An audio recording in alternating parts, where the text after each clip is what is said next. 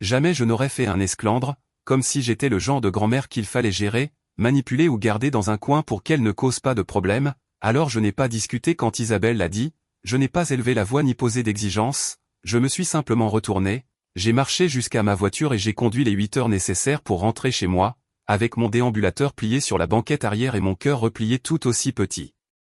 Mais permettez-moi de revenir en arrière, laissez-moi vous raconter comment je me suis retrouvé sur ce parking d'hôtel à Biarritz, debout dans ma robe bleu marine au bouton nacré. Celle pour laquelle j'avais économisé pendant 3 mois parce que Camille avait dit un jour que le bleu était sa couleur préférée et que je voulais être élégante pour son mariage.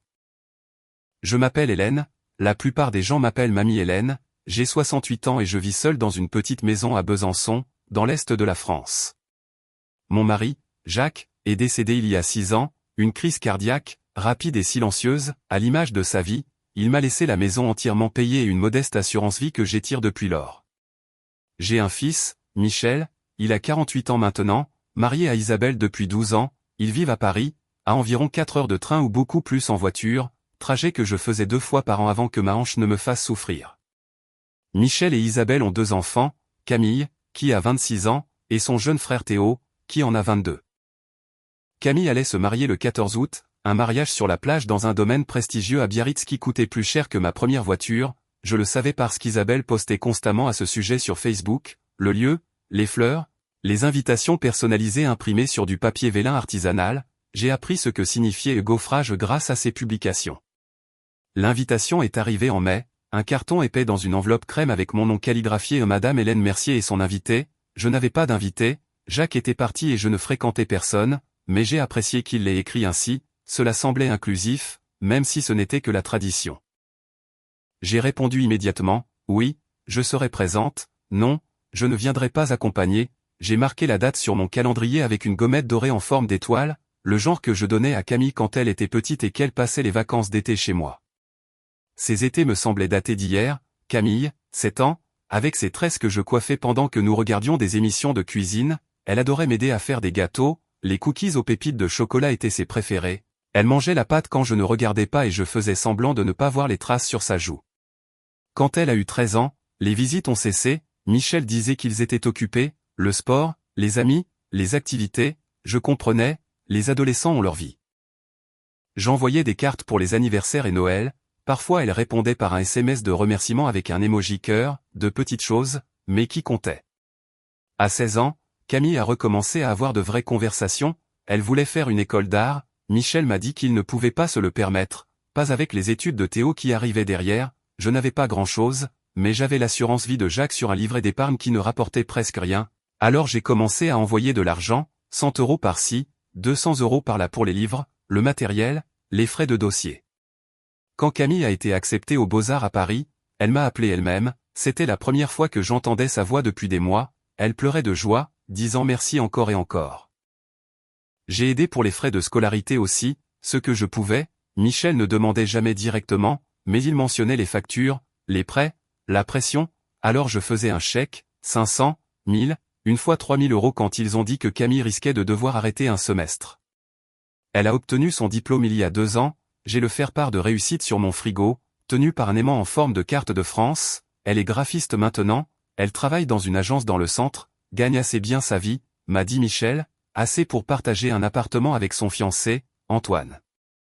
Antoine, je ne l'avais jamais rencontré, j'avais vu des photos bien sûr, grand, brun, travaillant dans la tech, ils étaient ensemble depuis 3 ans avant qu'il ne la demande en mariage. Les photos de fiançailles qu'Isabelle avait postées les montraient sur un sentier de randonnée, la main de Camille tendue pour montrer la bague, elle avait l'air coûteuse. Quand l'invitation au mariage est arrivée, j'ai décidé que je voulais faire quelque chose de spécial, quelque chose de significatif, Jacques et moi n'avions jamais eu grand-chose, mais nous avions toujours cru en l'entraide familiale, aider notre petite fille semblait être la chose la plus importante que je puisse faire. Il me restait 40 000 € de l'assurance vie de Jacques, je vivais de ma petite retraite en gardant cet argent intact pour les urgences, mais quelle urgence était plus grande que d'aider sa petite fille à démarrer sa vie? Je suis allé à ma banque en juin, j'ai fait établir un chèque de banque à l'ordre de Camille et Antoine, 40 000 € pour un apport sur une maison, et j'écris sur le talon, je le lui donnerai au mariage, j'imaginais son visage, la surprise, les larmes, j'imaginais la serrer dans mes bras et sentir que j'avais fait quelque chose qui comptait. Le chèque est resté dans le tiroir de mon bureau pendant 2 mois, je le sortais parfois pour le regarder, m'assurant qu'il était réel, que je n'avais pas rêvé les chiffres. J'ai réservé une chambre d'hôtel à Biarritz pour le week-end du mariage, l'endroit le moins cher que j'ai pu trouver, un petit hôtel à 6 rue de la Plage, 89 € la nuit. J'avais fait une folie pour la robe, la bleu marine avec les boutons nacrés, une folie pour de nouvelles chaussures aussi, des talons bas à cause de ma hanche, et j'avais acheté un déambulateur. Le déambulateur était neuf, j'utilisais une canne depuis 1 an, mais mon médecin a dit que j'avais besoin de plus de soutien, les chutes sont dangereuses à mon âge, le déambulateur était plus stable, plus sûr, il avait un siège pour que je puisse me reposer quand j'étais fatigué. La sécurité sociale et ma mutuelle en couvraient la majeure partie. Je me suis entraîné à l'utiliser dans mon quartier pendant une semaine avant le mariage, je voulais être à l'aise avec, ne pas être maladroite, je voulais être stable, digne. Le 13 août, j'ai conduit jusqu'à Biarritz, 8 heures de route depuis Besançon, je suis parti à 5 heures du matin pour éviter les bouchons et je me suis arrêté 3 fois pour étirer ma hanche. La route était belle une fois arrivé près de la côte, l'océan gris, les falaises rocheuses, les mouettes tournant au-dessus, je pensais à Jacques et à quel point il aurait aimé ce trajet. Je suis arrivé à l'hôtel vers 14 heures, j'ai défait ma valise, mis la robe bleu marine sur un cintre, aligné les chaussures près du lit, le chèque de banque dans mon sac à main, glissé dans la poche intérieure zippée pour qu'il ne tombe pas. Le mariage était à 16 heures le lendemain, l'invitation disait que la cérémonie aurait lieu sur la plage, si le temps le permettait, suivi d'une réception dans la grande salle de bal du domaine, cocktail à 17h30, dîner à 19h, danse ensuite, je ne prévoyais pas de rester pour la danse, ma hanche ne le supporterait pas. Ce soir-là, j'ai appelé Camille, je voulais entendre sa voix, lui dire que j'étais là, lui dire que j'avais hâte de la voir demain, elle n'a pas répondu, j'ai laissé un message vocal, « Coucou ma chérie, c'est mamie Hélène, je suis arrivé à Biarritz, je suis tellement excité pour demain, je t'embrasse. » Elle n'a pas rappelé, je me suis dit qu'elle était occupée, le dîner de répétition, les derniers détails, le stress de la mariée, je comprenais. Le lendemain matin, j'ai pris mon temps pour me préparer, douche, coiffure, un peu de maquillage, je n'en porte pas beaucoup mais je voulais être belle, j'ai enfilé la robe bleu marine à 15 heures, elle m'allait parfaitement, les boutons de nacre accrochaient la lumière. J'ai chargé mon déambulateur dans la voiture, pris mon sac avec le chèque à l'intérieur, et j'ai conduit jusqu'au domaine. Le lieu était magnifique, des bâtiments blancs aux volets bleus surplombant l'océan, des jardins manucurés avec des allées de galets lisses, je pouvais voir une tente blanche installée sur la plage, des chaises disposées en rang face à l'eau. Je me suis garé sur le parking et j'ai sorti mon déambulateur du coffre, je l'ai déplié, j'ai verrouillé les roues, mis mon sac dans le panier et commencé à marcher vers le chemin de la plage. C'est là que j'ai vu Isabelle, elle marchait vers moi depuis le bâtiment principal, d'un pas rapide, elle portait une robe couleur champagne et des talons qui s'enfonçaient légèrement dans le gravier à chaque pas, ses cheveux étaient relevés en chignon, son maquillage impeccable, elle avait l'air stressée. « Hélène » a-t-elle dit, pas mamie, ni belle maman, elle ne m'appelait jamais autrement qu'Hélène, il faut qu'on parle.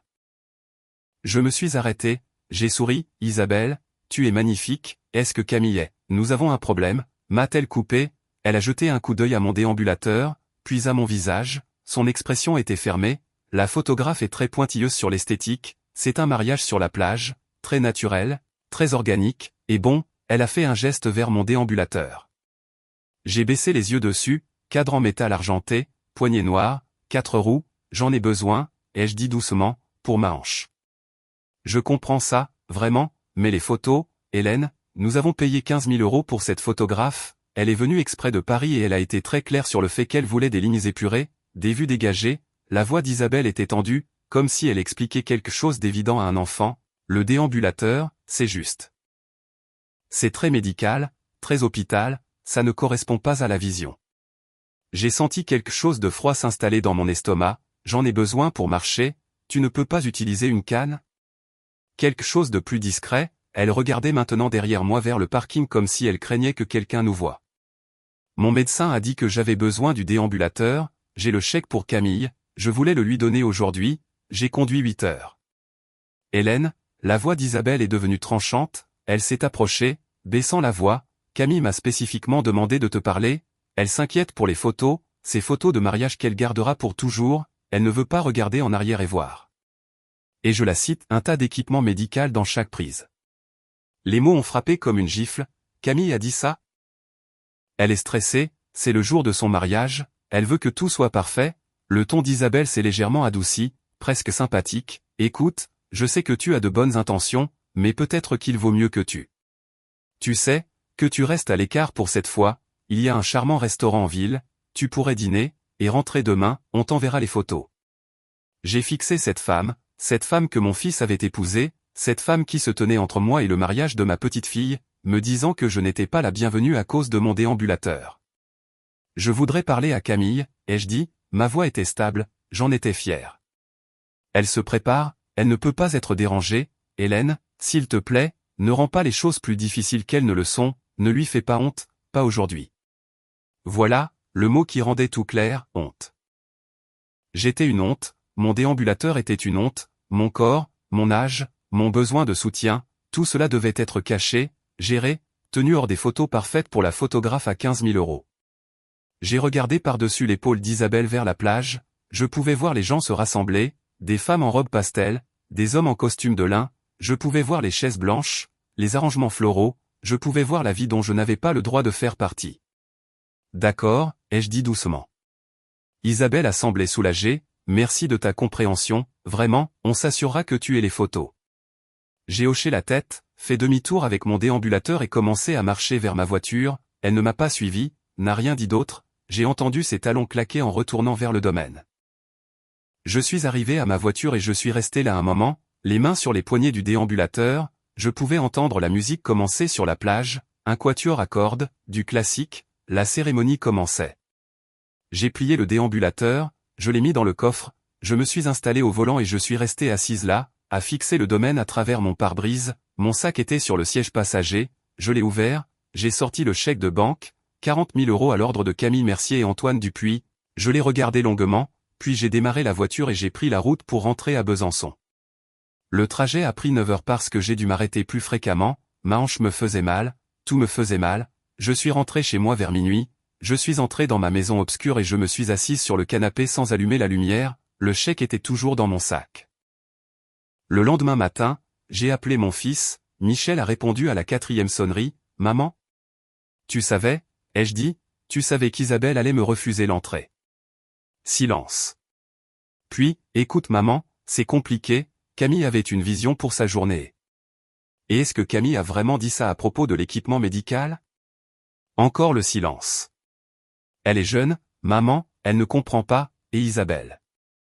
Elle se met la pression sur les apparences et répond à la question, Michel, est-ce que ta fille a dit que je lui ferais honte?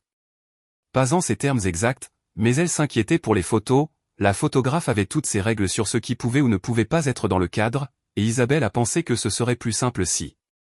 J'ai raccroché, il a rappelé immédiatement, je n'ai pas répondu, il a appelé 3 fois de plus ce matin-là, j'ai laissé sonner vers la messagerie. Je me suis assise à ma table de cuisine avec le chèque de banque devant moi, 40 000 €, presque tout ce qu'il me restait de Jacques, presque tout ce qu'il me restait de notre vie ensemble, la vie que nous avions construite, le petit filet de sécurité qu'il m'avait laissé, j'avais été sur le point de le donner à une petite fille qui pensait que j'étais une honte. Cet après-midi-là, je suis allé à ma banque, la même conseillère qui m'avait aidé à établir le chèque m'a accueilli chaleureusement, Madame Mercier, comment était le mariage? Je dois annuler ce chèque, ai-je dit, et je dois parler à quelqu'un pour changer mon testament. Elle a semblé confuse mais a hoché la tête, bien sûr, je vais chercher le directeur. À la fin de la semaine, j'avais un nouveau testament, j'en avais un ancien qui laissait tout à Michel pour qu'il le distribue à ses enfants comme il l'entendait, du classique, Jacques et moi l'avions établi il y a des années, le Nouveau Testament était différent.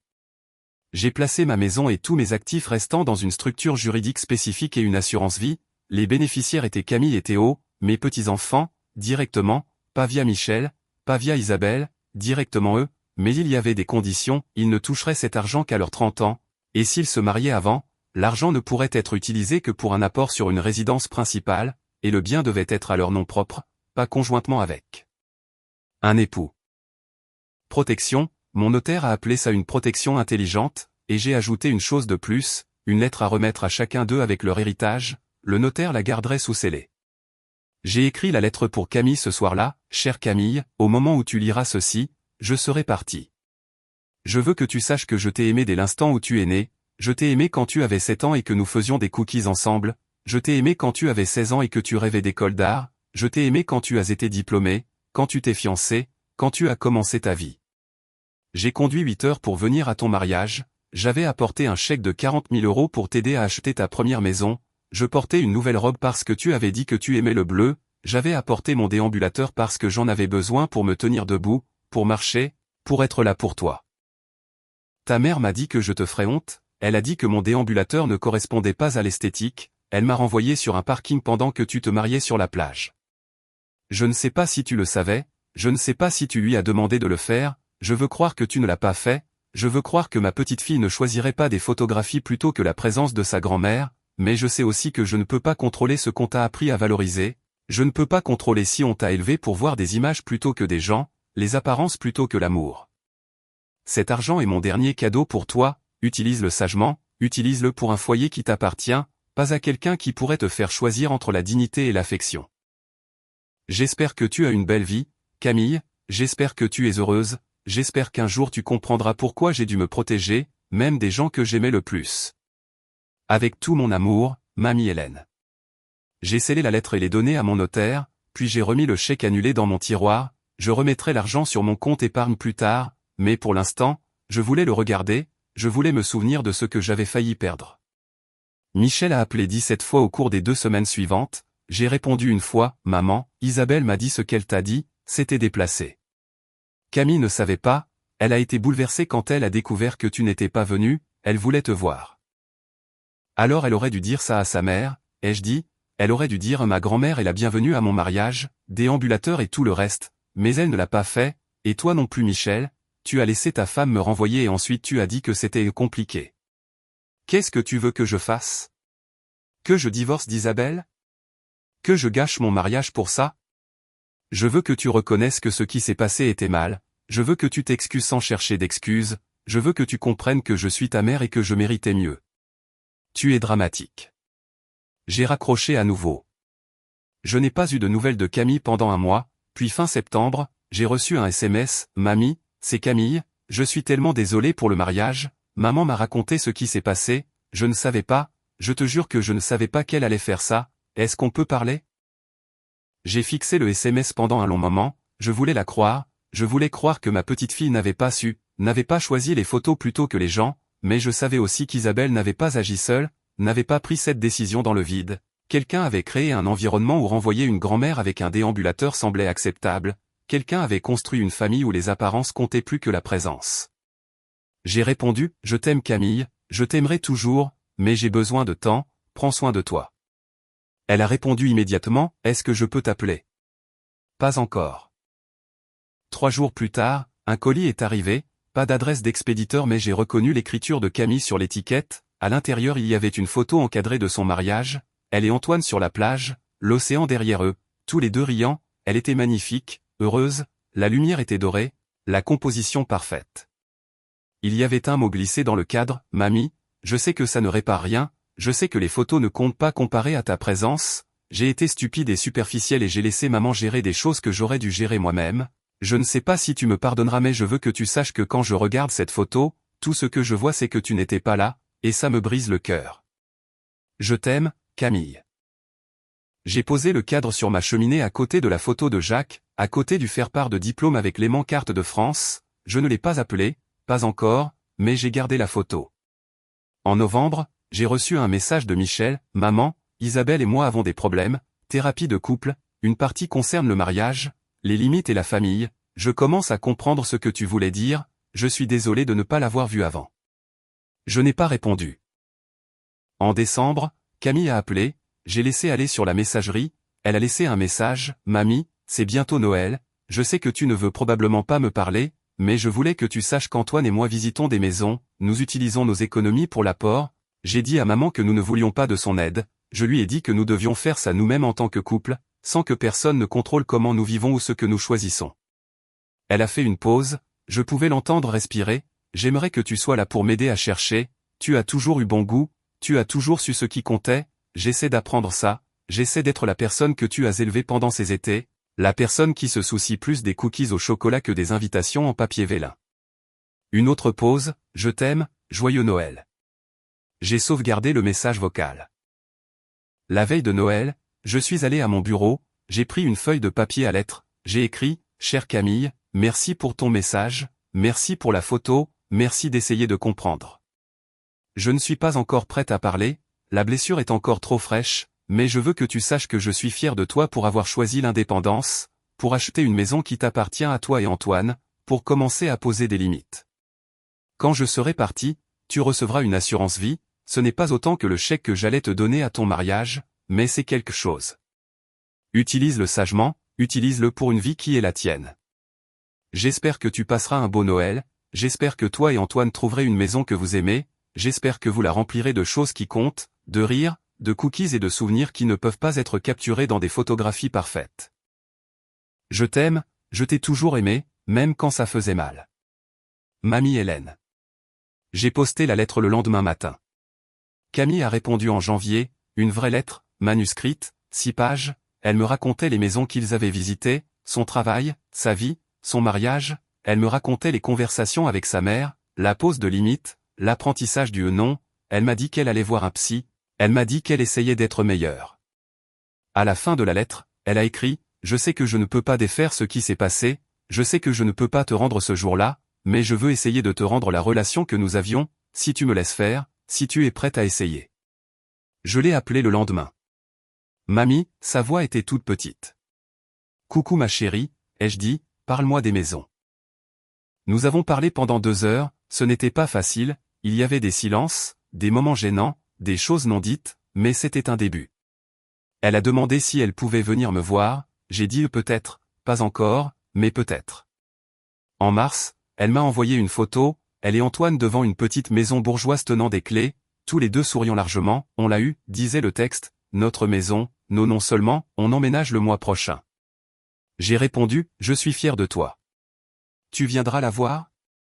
J'ai regardé le SMS pendant un long moment, j'ai pensé à mon déambulateur, à ma hanche, aux 8 heures de route, j'ai pensé à la dernière fois que j'avais essayé de faire partie de la vie de Camille, mais j'ai aussi pensé aux lettres, aux appels, à l'effort qu'elle faisait, à la personne qu'elle essayait de devenir. Peut-être en été, ai-je écrit, quand il fera beau. Je ferai des cookies au chocolat, a-t-elle répondu, le genre qu'on faisait avant. J'ai souri, posé mon téléphone, regardé la photo de mariage encadrée sur ma cheminée, Camille avait raison, tout ce que je voyais c'était mon absence, mais peut-être qu'un jour je pourrais voir l'espace où la réconciliation pourrait grandir, où une grand-mère et une petite fille pourraient construire quelque chose de nouveau à partir des morceaux brisés de ce qu'elles avaient perdu. Je n'en étais pas encore là, la blessure était toujours réelle, la colère bouillonnait encore parfois, surtout quand je pensais à Isabelle, à Michel, à toutes les façons dont on m'avait fait me sentir petite, mais j'apprenais lentement que l'amour et les limites pouvaient coexister, qu'on pouvait se protéger et laisser quand même de la place pour l'espoir, que s'éloigner ne signifiait pas forcément pour toujours. J'ai 68 ans, j'utilise un déambulateur, je vis seul dans une maison que mon mari m'a laissée, j'ai un compte épargne modeste et un testament qui protège mes petits-enfants des gens qui pourraient les utiliser. J'ai conduit 8 heures pour un mariage et j'ai été renvoyé sur un parking, mais je suis aussi rentré chez moi, j'ai changé mon testament, j'ai écrit des lettres qui disaient la vérité, j'ai posé des limites qui honoraient ma dignité, et maintenant, peut-être que j'apprends à pardonner. Pas oublier, jamais oublier, mais pardonner assez pour répondre au téléphone quand ma petite fille appelle, pour envisager de visiter la maison qu'elle a achetée avec son propre argent, en son nom propre, avec sa propre indépendance durement gagnée. Je suis la racine qui a choisi de ne pas se faire piétiner, et peut-être, juste peut-être, je suis aussi la racine qui peut encore faire pousser quelque chose de nouveau, même maintenant, même à 68 ans, même avec un déambulateur et un cœur blessé et 40 000 € toujours assis sur mon compte épargne, attendant un but qui honore à la fois mon amour et ma valeur.